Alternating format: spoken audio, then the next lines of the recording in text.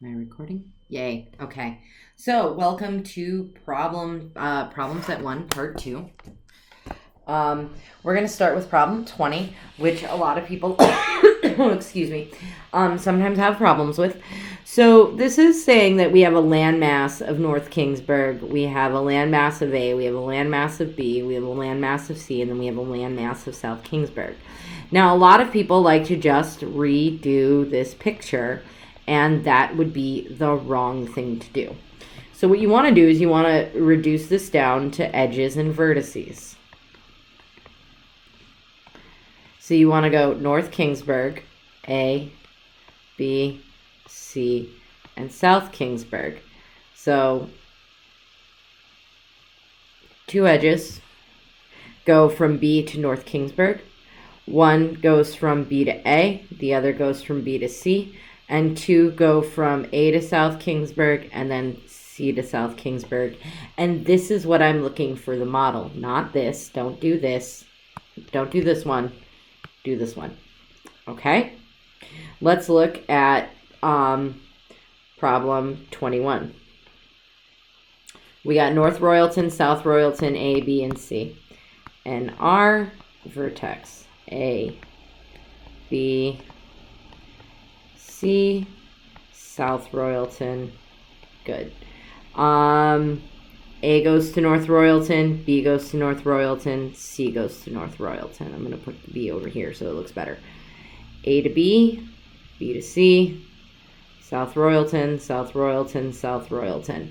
I went over exactly how to do 22A and B in its own video. I will not do it again here. So reference the security video. If you have questions, you can email me privately. Let's look at 23. Often the set of a graph, vertex set of a graph is redundant, which means that the edge set provides all the information we need. In what case is the vertex set not repeated information? And that is in the case of an isolated vertex. So here's a graph. Here's a simple graph, A, B, C. The vertex set is A, B, and C. The edge set is AB, BC, and then CA. Or you could write AC down. Either way works. Either way is correct. I could figure out that all of the vertices here, A, B, and C, exist. If I have this simple graph, I like using simple graphs to illustrate what I'm talking about. My vertex set is A, B, C, D, and E. My edge set is A, B, B, C, not C, D, but D, C, A, and then D, E. Again, I could figure out A, B, C, and D, and E from this. But if I had an isolated vertex with no edges going to it, remember our vertices define our edges do not define our vertices. I have this guy, and then I have this guy, vertex D, hanging out. My vertex set is A, B, C, and D, but my edge set is just A, B, B, C, and C, A. I cannot figure out that D is part of this graph just from the edge set. So it is redundant in the case of an isolated vertex. Okay? Explain why in every graph the sum of the degrees of the vertices is twice the amount of edges. Well, we talked about that. That is, so that we're in 24A. Every edge contributes 2 degrees. Okay? Every edge contributes 2 degrees. Explain why every graph must have an even number of odd vertices. Well, that's just not how multiplication works. Okay? So, if we have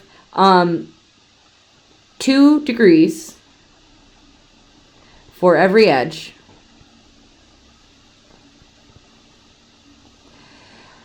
we know that that means that the sum of all the degrees is 2 times the edges, right? Which also means that that sum is going to be even. It always will be even. There's no way.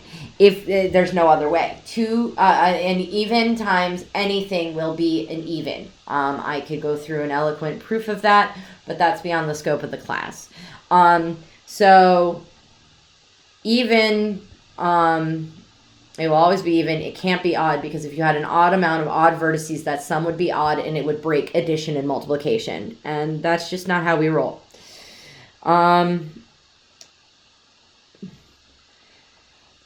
If G is a connected graph with no bridges, how many vertices of degree 1 can it have, and why? None. Because a vertex of degree 1 is always a bridge. Okay, it's always adjacent to a bridge. Here's a simple graph with a vertex of degree 1. That will always be a bridge, because that vertex, if this edge were to be erased, that vertex still exists. So it will always, always, always, always be a bridge. So if if it's a connected graph with no bridges, it can't have any vertices at degree 1 at all. So 26. Suppose G is a connected graph with n vertices, all of even degree. Let K denote the number of bridges in G. What are the possible values of K and Y? If you have a bridge, you will always have an odd vertice. Bridges require pairs of odd vertices.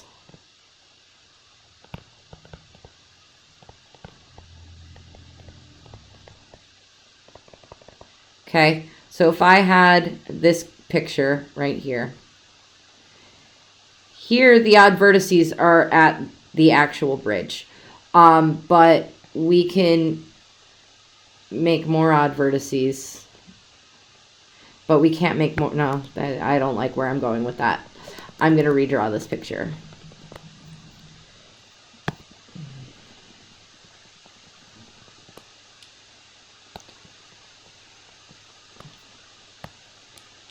So I like this picture. It shows very nicely that there are odd vertices that correspond with bridges.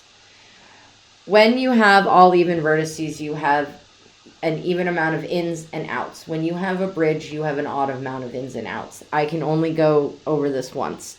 If I had, say, a graph with all even vertices, I can go around in any way without worrying about having to to make choices about how I'm going to get back. Bridges do not have an even number of ins and outs, and therefore, if you have any bridges with even degrees, if you have a graph with all even degrees, it is impossible to have bridges. So K equals 0.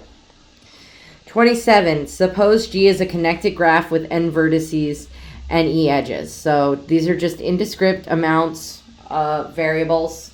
N will usually always refer to vertices, or the number of vertices, and E will always refer to the number of edges. Capital letters always are names of graphs.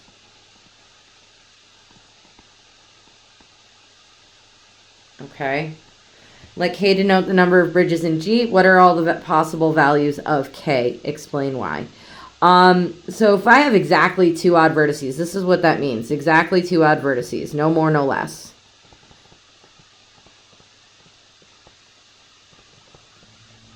How many bridges could I have? Here I have 1. These guys are both 1. I have 1 bridge. But I can extend this. And I can keep going.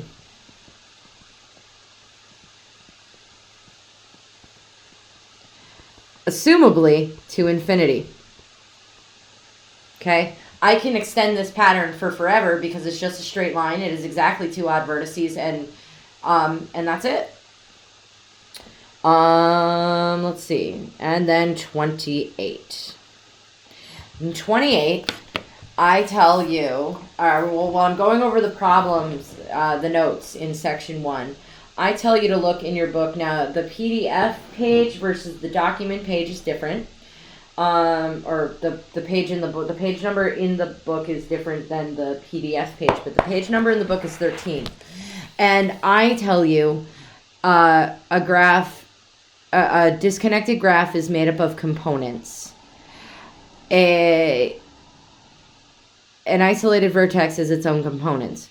Components are graphs themselves, and therefore each component must also have an even number of odd vertices.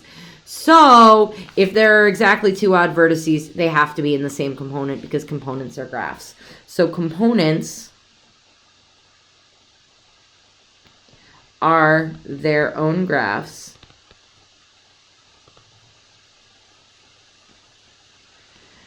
Therefore, they also have an even number of odd vertices.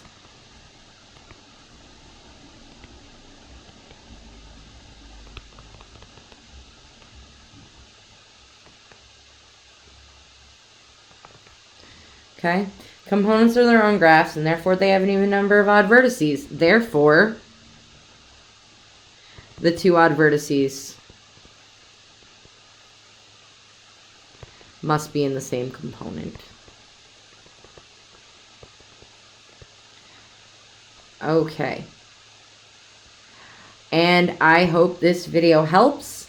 If not, you know where to find me. C. Gendron at westfield.ma.edu. And praise be for no cat interruptions on this recording. I hope this review session helped. I've extended the quiz until from the original date. Probably shouldn't be saying this if I want to use that in the future. Note that that statement only applies to 2017. Okay, 5/30/2017. It goes no further than that. So if you're viewing this at some indiscrete point in the future, just know that I'm talking about the present upon recording and not necessarily applying to you. So for the purposes of the Summer Session 1 2017 class where this video was recorded, I have extended the quiz deadline to June 4th at 11:59 p.m. But I will be releasing Section 2 throughout the day tomorrow.